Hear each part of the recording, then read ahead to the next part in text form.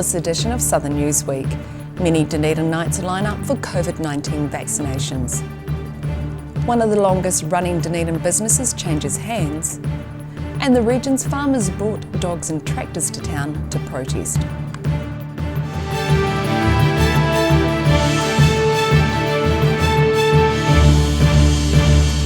Kia ora, I'm Melissa Barton. COVID immunisations are continuing across New Zealand, with the Southern District Health Board already 14% ahead of schedule. And local pharmacies are pitching in by coordinating vaccinations at individual rest homes and retirement villages. A warning, the following news story includes the use of needles, which may disturb some viewers. Sir Alan Mark gets his second COVID-19 vaccination jab at the Somerset at Bishop's Court Rest Home in Dunedin. Several residents had already received their second vaccinations by going to the Southern District Health Board's Central City Vaccination Clinic, but about 55 residents opted for the convenience of getting their jabs in-house, with Glenys Webber pleased to now be immunised. It's quite good to know we've had it done, yes. We probably won't be travelling, but we've got our daughter wants to come over, but of course she's in Sydney, so there's not much hope of that in the near future.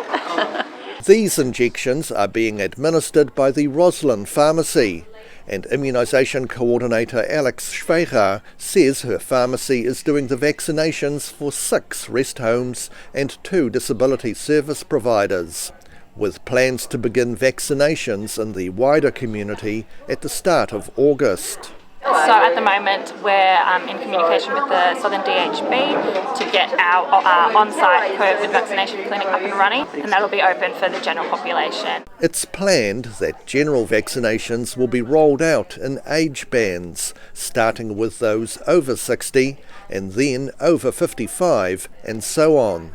And Schweiger says things are running smoothly with the vaccination of rest home residents. The rest homes, all the staff have been super helpful. It's been a really smooth transition. No adverse reactions that we've encountered. It's been really smooth, and we're excited to keep pushing through. The District Health Board is already 14% ahead of schedule, with over 40,000 Southerners having received both jabs. In Dunedin, the South today. One of Dunedin's oldest existing businesses is changing ownership, with the current proprietors keen to see the business remain viable well into the future. West and South Dunedin has been making cordials and soft drinks since 1876, but the factory is a modern setup and contains a state-of-the-art plastic bottle moulding machine.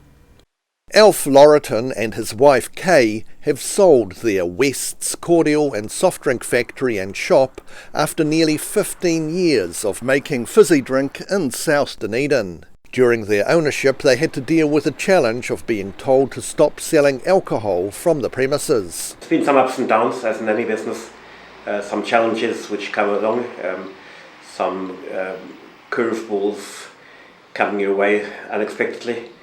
But by and large, it's been really good. Another challenge was when their supplier of plastic bottles closed down and they had to install their own blow moulding machine. It's this machine that first attracted new owners Angela and Craig McFarlane.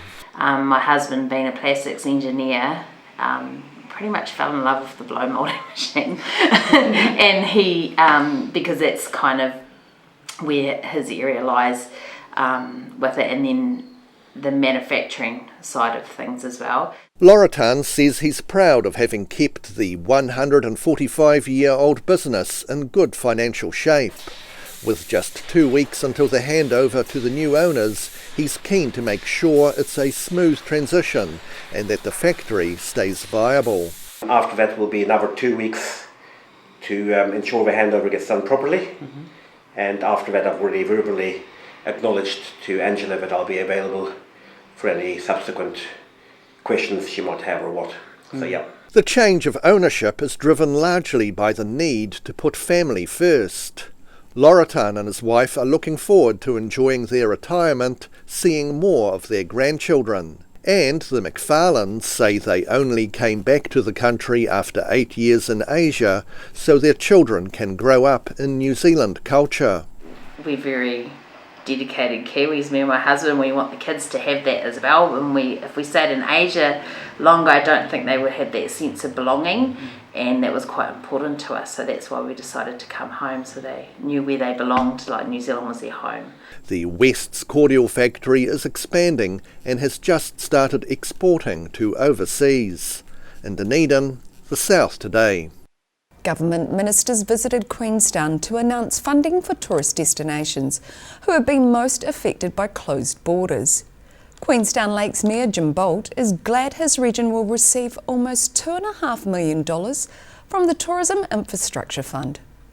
The sun was shining in Queenstown on Immigration Minister Chris Farfoy and Tourism Minister Stuart Nash when they announced a raft of funding and assistance for areas in New Zealand that are most affected by the absence of tourists due to COVID-19.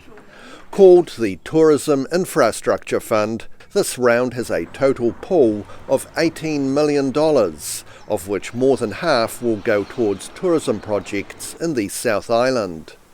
Almost $4 million of that funding will go to Southland for things such as 2 new boat ramps at Te Anō and a new wharf on Stewart Island. $2.5 million goes to Queenstown for improvements at the head of Lake Wakatipu, plus upgrading Queenstown's marine parade. What this is about, it's helping councils build resilience. It'll provide much needed jobs in the areas where jobs are short or where tourism operators are waiting for the international tourists to come back, whenever that may be. But it's also building resilience so when the international borders do open, we have the infrastructure in place that will allow us to deliver on the expectations and the aspirations we've set. In further good news, Farfoy promises that the visa application process will be streamlined for overseas workers. Also, the duration that workers being paid below the median wage are allowed to stay in the country will double to 2 years, creating more certainty for close on 20,000 overseas workers. A lot of businesses, a lot of sectors are concerned that if they don't have long-term certainty about their visa status, that they may not stay in New Zealand. So this gives them that, and it's something that we've responded to from feedback from a number of sectors. Queenstown Lakes Mayor Jim Bolt says that while he's pleased there will be more certainty for overseas workers and their employers, he believes in the long run more tourism jobs will need to be filled by New Zealanders. In the longer term, we want Kiwis to take these jobs. What we're talking about, though, is a bridge in the meantime to take us to that position. Dunedin City Councillor Sophie Barker says she's disappointed that Dunedin missed out on getting some of the $18 million fund. In Queenstown, the South today. Farmers across New Zealand have told the government enough is enough and are giving elected representatives a month to address their concerns. Farmers and tradespeople protested in cities and towns across the country against several government reforms. Making themselves seen and heard, farmers and tradespeople were cheered on by locals as they drove through Dunedin in a protest against government regulations which they say are disproportionately penalising them. Jim MacDonald has a farm in Clark's Junction and is very pleased with the encouragement from Dunedin bystanders. It's one end of the country to the other. We're doing our bit here in Mosgiel through to Dunedin. We've picked up Clinton, Belcluta, and let's go for it. We've got to make a stand. Yeah. He says the Dunedin protest represents farmers and tradespeople from the local region, but speaks for the whole country. It was great to see, and an awful lot of support. I think I just heard there was one protester, but someone else took the banner away, and that was it. No, overall it was just support. Police estimate up to 200 vehicles were involved in the protest at Dunedin. They say while there was traffic congestion as expected, there were no significant issues. In Dunedin, the South today. Still to come on this edition of Southern Newsweek, major floods have swept away livestock and severely damaged many properties on the west coast. And a Dunedin couple are put in a damned if they do and damned if they don't situation over a retaining wall. So catch this and more after the break.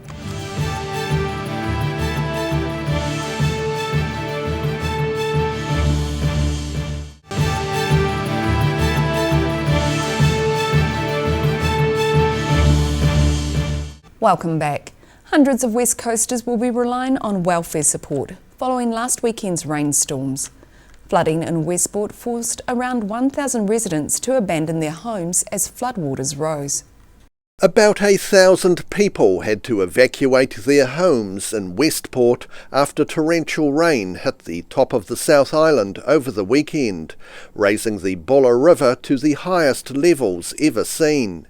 Acting Minister for Emergency Management Chris Farfoy says the government has now pledged $300,000 to the West Coast to help those hit hard by the flooding. Given the need that there will be in the community, we're offering through a contribution to local mayoral relief fund $300,000 that the local council will have as well, and also acknowledging the issues that are further north in Marlborough, $100,000 for the Marlborough Council for a mayoral relief fund as well.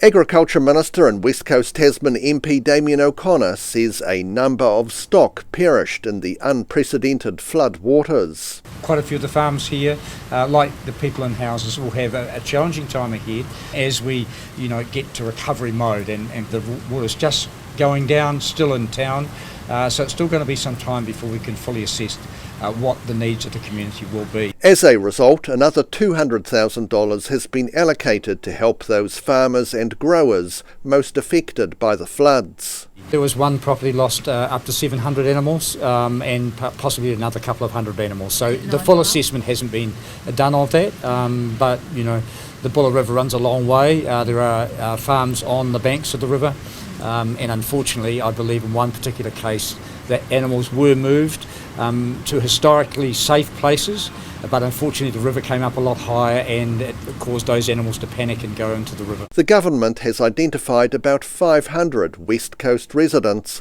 who will likely need welfare support in the weeks and months ahead. In Westport, the South today. A Dunedin couple are between several rocks and a hard place. They may need to pay up to $100,000 to replace a wall near the edge of their property, which was built by this subdivision developer. And if they don't, they could receive a fine of up to $200,000 from the local city council. Dunedin couple Himanshu Dua and Renu Anand are battling paperwork about an open culvert next to their home. The couple have been told the wooden retaining wall is substandard and starting to bulge, threatening the safety of their house. It was 3 years ago that they chose this section at the Gladstone Heights subdivision in Mosgiel to build their dream home, with the wall being put in by the subdivision's developer. In 2018 we came here and to see the section. We loved the place. We thought that's where our dream home is going to be, and so we approached GJ Gardeners to build a house for us, and everything was going so good until we wanted to get the landscaping done, and that's where stress came our lives very fast, and it's been very stressful since then. It's estimated it could cost the couple up to $100,000 to replace the now bulging wooden wall with something more sturdy, such as a rock wall, which was shown on the original Dunedin City Council approved plans. The council has threatened them with a fine of up to $200,000 if they don't repair the wall. And then we get the blame to fix it. Yeah. How fair is that? The council says the situation is a civil matter between the landowner and the developer. But the developer says the couple created the problem by raising the site when building the house. We've been approached DCC so many times. There's no outcome. We just wanted them to help us with getting this fixed, like going to the developers and ask them to fix it because they have done this in the first place. We haven't. In Dunedin, the South today. Big foam building blocks and pipes are allowing children to explore their architectural ambitions. Called the Imagination Playground, the event is just one of many at the Science Festival currently running in Dunedin. Is it a castle or a rocket ship? The Imagination Playground at the New Zealand International Science Festival in Dunedin provides all shapes and sizes of foam blocks and pipes for children to let their ideas of construction run riot. The Imagination Playground is really there as a mechanism to explore curiosity and design and engineering. So kids and parents and grown-ups get to explore using nice, safe, big, lightweight foam blocks. Dunedin mother Sabrina Reagan says she's impressed with how the blocks encourage not only thoughts on design, but also cooperation and teamwork. I think not just the science part of the physics, but also working together, negotiating with others, making sure that they're thinking about helping others and how to encourage other people to participate in your own projects as well. So I like the social development that comes along with this, along with the science and the learning. The Science Festival falls on the first week of the school holidays, and Reagan says there's been several other affordable events she's taken her family to, with more still to come. So we visited with the Aquavan demonstration down at the Dunedin South Library, and then we are also going to check out the programming tonight at Moana Pool. And then we also have done the building things over at Mitre 10. So we built a rat trap yesterday, actually 3 rat traps yesterday. And then we're going to build an insect hotel tomorrow. The Science Festival is set to run until Sunday. In Dunedin, the South Today. Still to come on the South Today, a historic central Dunedin building receives an extensive makeover, and Central Otago's Young Viticulturist of the Year has been crowned in Alexandra. So see you after the break.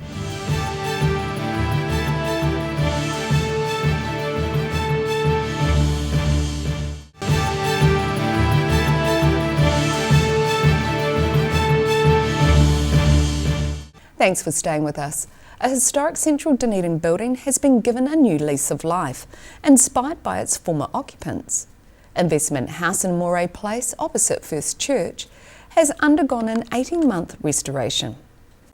In 2004, Dunedin accountant Andrew Bosworth bought the 120-year-old Investment House building for his accountancy business, with plans to develop it. So over the following 15 years or so, we came up with all sorts of different iterations to develop the building. The first one was apartments, so we went a little way down the track to develop apartments at that point, but it didn't work out in the end. The redevelopment was designed by Oamaru heritage architect Ian Butcher, and Bosworth says after the initial false start, the decision was made to keep the bottom floor as office space and transform the second floor into 4 upmarket apartments. So we let it lie for a bit longer, and eventually we came back to the apartment idea in about 2017, 18, and haven't looked back. The building was gutted and the initial build time was expected to be 9 months. But COVID-19 related delays meant it took 18 months and was finally completed in April. The name, Bell Hill Apartments, comes from the site Investment House sits on, which was cleared to connect North and South Dunedin in the 1860s. Bosworth says the building's heritage was paramount in their decision-making. Making sure that this building stays around for another more than 100 years, and the fact that we were able to achieve that is something that we're proud of. And we also made sure that we did retain a lot of the heritage features of the building. Each of the 4 apartments is named after Investment House's former owners and occupants. And Bosworth says the history of the building was researched, so each apartment represents the former occupier. In Dunedin, the South Today. A Central Otago vineyard manager has been named the region's Young Viticulturist of the Year. The 28-year-old chard farm employee was judged best amongst her peers in a host of skills and needed to be a cut above others in the wine industry. Tooling up for the regional finals of the Young Viticulturist of the Year for 2021. National event organiser Nikki Grandgeorge says there's one aspect of the competition which has changed dramatically in the 16 years it's been running. It's the first time we've ever had 7 out of 8 who are women, but generally this year we've seen more women step up into the competition, and I think it really just highlights that it is an exciting career for men and women. Contestants from across the region converged on Central Otago to take part in the competition, which finds the best of the best. And this year it was taken out by local woman Katrina Jackson. Regional organiser and last year's winner Nick Paulin says Jackson's win shows how the industry is changing, especially in smaller wine growing regions. You work for a smaller company and you get to do everything, so I think that is an attraction to a lot of people, and yeah, it's a pretty interesting representation that we've got 7 out of the 8 are females, so yeah. Paulin says contestants took part in theory and practical skills-based challenges, including pruning, trellising, wine knowledge and machinery knowledge. There was also a horti sports section where contestants tackle a series of tasks while racing through the vines. But he says competing isn't the only reason the event attracts so many entrants. It's a really good way to, I think for a number of reasons, to meet people within the industry your own age, especially once you get to the national final, meeting people from outside the region. And locally competing, I think it puts you out of your comfort zone and you get to try things that you don't necessarily see day to day. The Young Viticulturist of the Year competition is in its 16th year, and Nikki Grandgeorge says the event is more than just the competition at the end. It's really a program because we start with education days which run throughout March to help prepare the contestants for the day, start stretching them then. Having been crowned Central Otago's Young Viticulturist of the Year, Katrina Jackson is set to represent the region at the national competitions due to be held in Blenheim next month. In Central Otago, the South Today. Generations came together in South Dunedin when Supergrands opened its doors to some much younger guests. The event was run with Read, Share, Grow, with stories being shared between young and old as part of a holiday event. A room full of kids, books and balloons at an event to support caregivers to be the best they can as they engage with tamariki. We've been having our school holiday event, Kōrero with the kids, and we run it in association with Read, Share, Grow, and it's just an event to get parents along with their kids in the school holidays. We have some activities. Supergrands Dunedin manager Sandy Mackay says they offer support for parents and caregivers from their centre in the South City Mall, and says they seem to be busier these days. There seems to be almost a bit of a disconnect in the past generation or two, where there are a lot of people who for one reason or another haven't got those skills. Captivated children listened to tales and books from the Read, Share, Grow Literacy Encouragement Scheme this morning. Read, Share, Grow facilitator Bridget Shawman says they've given away many books at today's event. Oh, this is wonderful. We can connect with local families, we can encourage them to take the books, we can talk to them about what it means to read and share books with their children and the importance of doing that and how it has great outcomes for later life. But also it's just lovely to share really nice books with really nice kids. Seeing the delight on children's faces, Shawman says the books will all be going to good homes. I came with boxes of books and I'm going to leave with a tiny bag, but actually I'll leave it here in case people want to call in and collect more books. Dunedin's Supergrands Charitable Trust hosts events like this one day during each school holidays. And Sandy Mackay says this one has been a great success. In Dunedin, the South Today. And that wraps up this edition of Southern Newsweek. For the latest news from the Southern region, head online to odt.co.nz or follow Channel 39 on Facebook and YouTube. Thanks for watching. Ka kite anō.